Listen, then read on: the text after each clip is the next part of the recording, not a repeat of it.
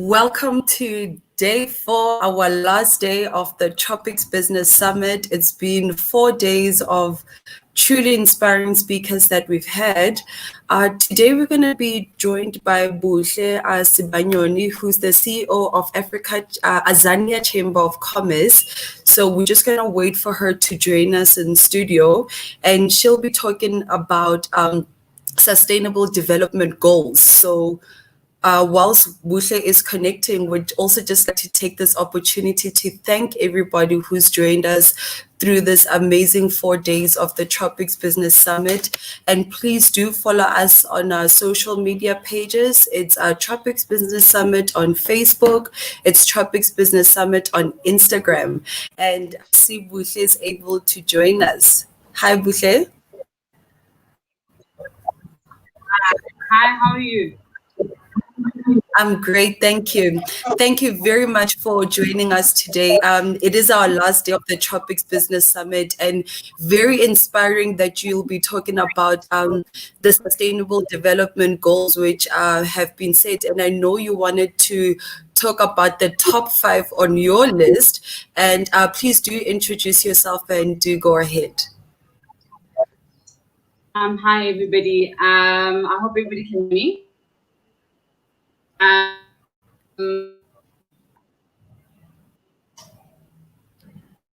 Buhlebokukholwa Sibanyoni. I'm the CEO and I'm also founder and as global as head of SMME and entrepreneurship development, and also I'm brand ambassador of Princess D Menstrual Cup. So yes, I'm here today. Wow, I was just trying to prepare for this, and it's been a bit, I didn't really know what I needed to say, but I'm basically going to be focusing, because I mean, our theme this year is about towards sustainable economy, innovation, interconnectivity for social development. So I was like, well, asked them to speak about the main 5 themes of the 5 themes, just what we are, and partnerships, all in total, But now they've actually taken then the 17 and actually then put in the 5 themes to actually assess the progress of the 17 SDG goals. So the first one being people. So what they say as a collective in government, they say that they want to end poverty, hunger in all dimensions. So they're looking at poverty in all dimensions. They want to end it and be able to fulfill a life of dignity.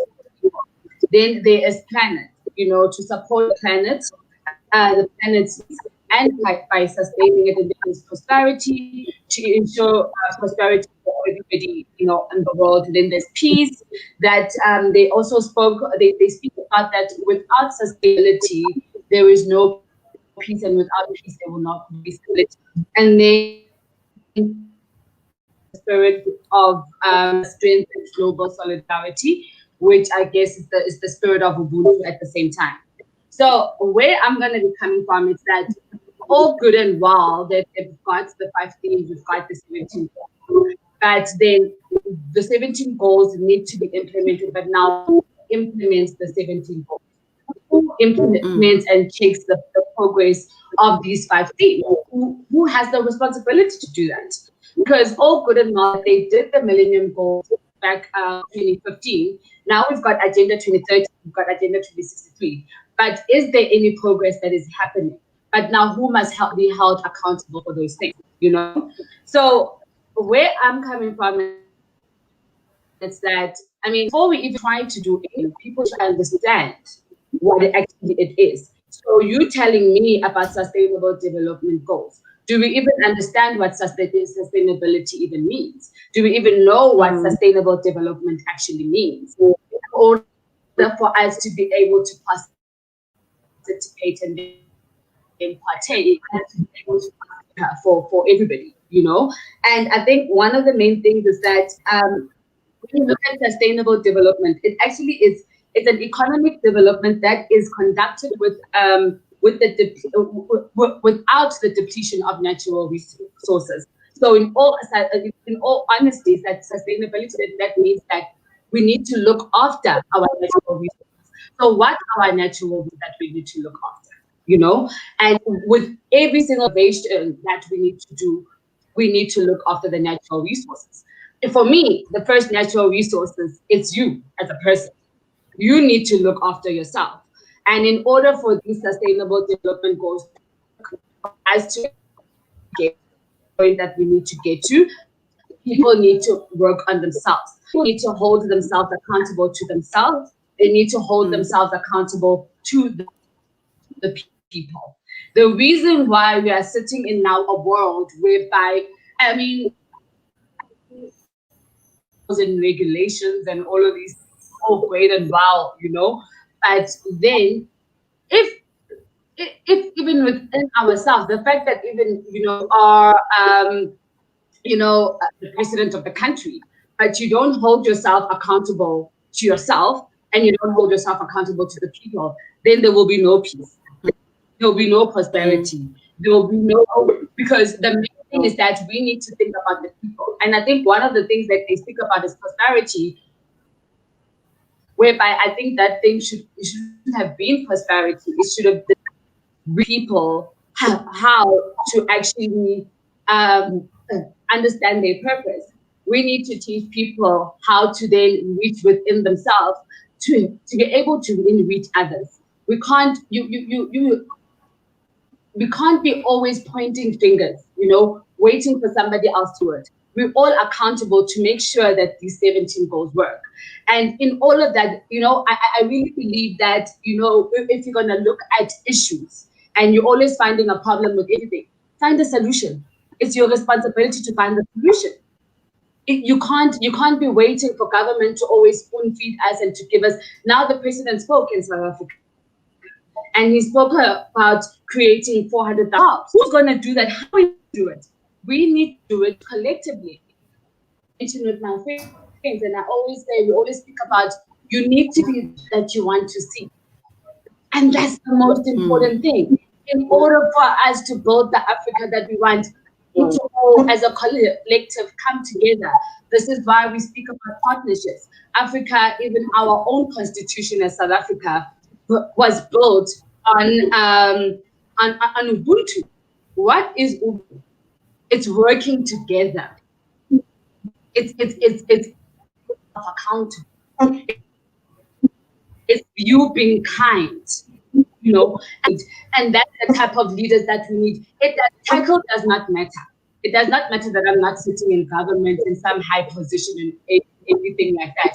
But hey, I am sitting here as Buhlebokukholwa. I am hope for somebody else. I am hope for Africa.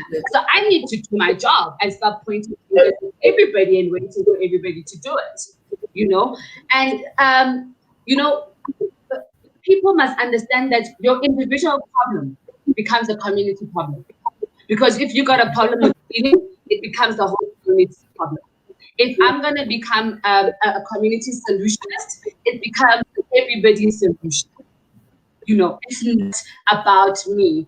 And we need people, we need leaders like this. The young people here, we need to speak out.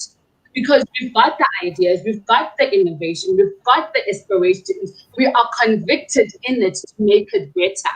And it is in our responsibility to make it better. You're not born on this earth to be pointing fingers and waiting for everybody to do it for you. You have to get up and do it yourself. Yeah. And I mean, we all have to do this in this world, and it's not like I woke up and I'm just like everything is going well. I mean, hey, it's tough. It's tough. It's tough, but I can't say I can't do it because my parents are not doing it, and I can't do it because whoever is not doing this for me, I don't have support from government. It's my sole responsibility as a citizen in this world to actually do my part and find my purpose and make sure that my purpose serves the people for us to serve a better future and a greater world and a sustained world to live in. Yeah.